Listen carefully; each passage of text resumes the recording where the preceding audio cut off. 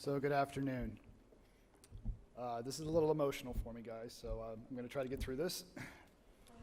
My name is Jonathan Washko, and I've been in EMS for over 30 years, starting at the ripe young age of 16 as a volunteer in the suburbs of Philadelphia.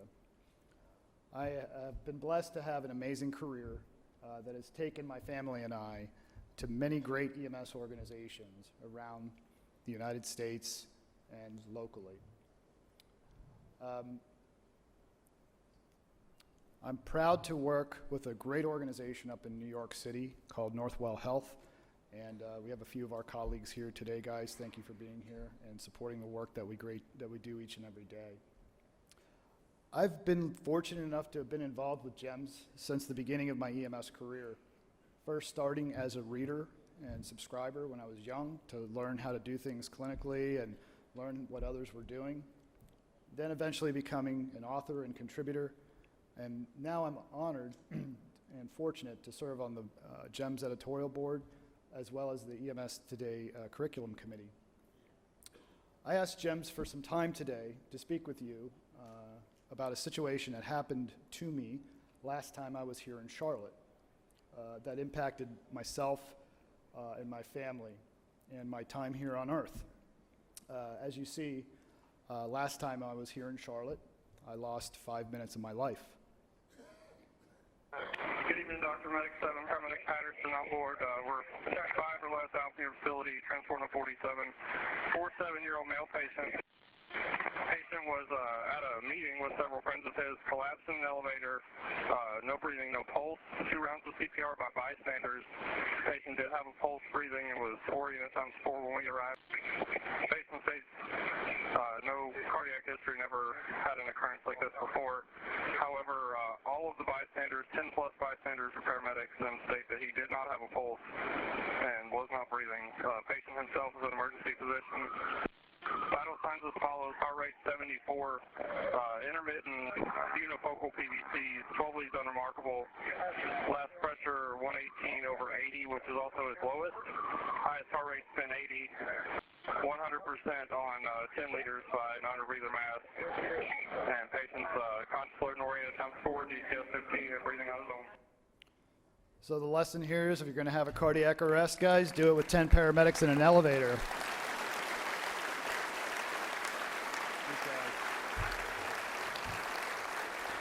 Thank you.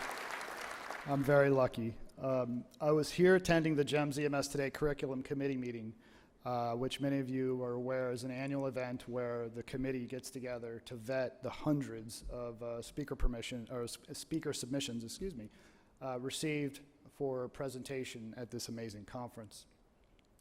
It was around 10:30 p.m. on Tuesday, May 16th, just around the corner from here at a restaurant. On our way back from the committee welcoming reception, that I got on an elevator with 10 of my colleagues and collapsed. The last thing I remember was asking AJ Heitman asking me, "John, are you okay?" And then it went black. I woke up in the lobby of the hotel with a colleague doing CPR on me and hearing the sound of the federal queue from Charlotte Fire pulling up from their quick response engine. I had an event that hopefully I don't want to share too often, but I had AJ Heitman standing over me, screaming, "John, are you okay?" And that's an event I'll never forget. According to those who were there, I had collapsed in the elevator and a group of EMS professionals sprang into action. They safely got me off the elevator. AJ immediately took charge of my care as the pit crew boss, although, this isn't the raceway, so I don't think he was trying to change my tires, but, he did a good job. And thanks to their rapid recognition of my cardiac arrest and the pit crew approach, that team resuscitated a fallen colleague after a few rounds of CPR. After successful resuscitation, I was tended to by Charlotte First Response and the fire department. Chief, thank you.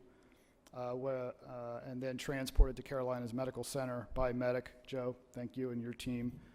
I got a clear cath lab study And the next night, the event occurred again, and I was resuscitated that time with atropine. I received a pacemaker, was discharged, and like most A-type personalities, I was back to work the following week. So amazing, fast, coordinated care saved my life.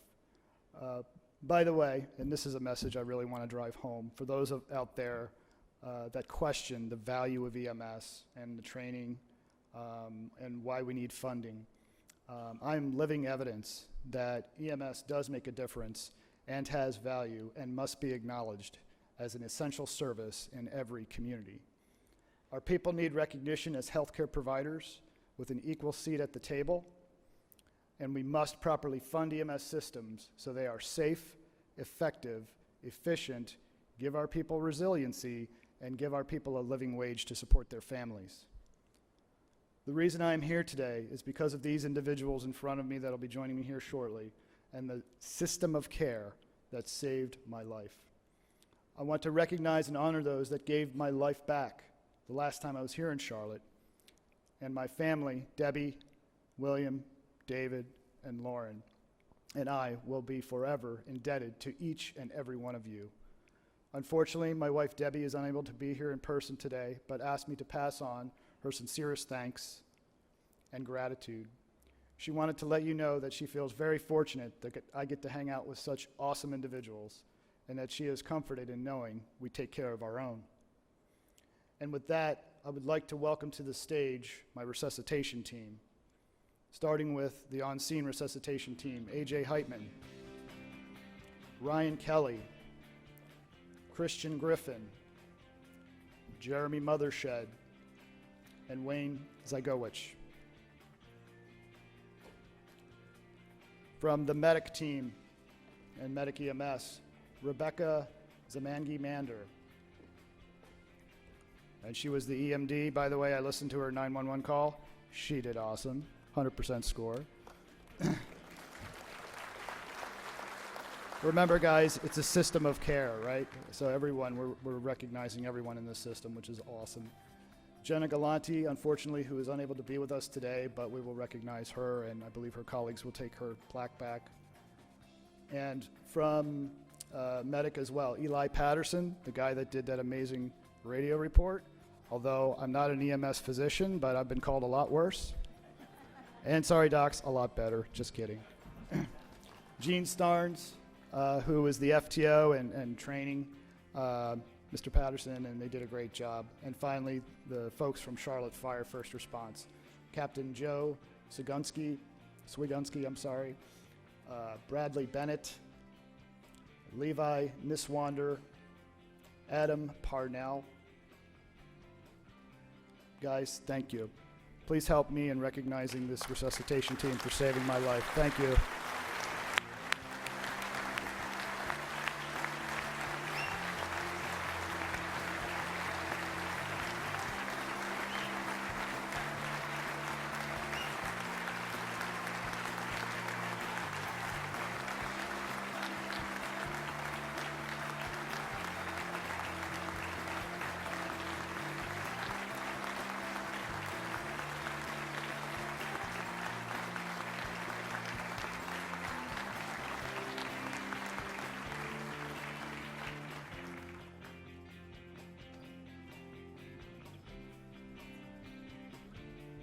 Guys, thank you for doing what you do each and every day.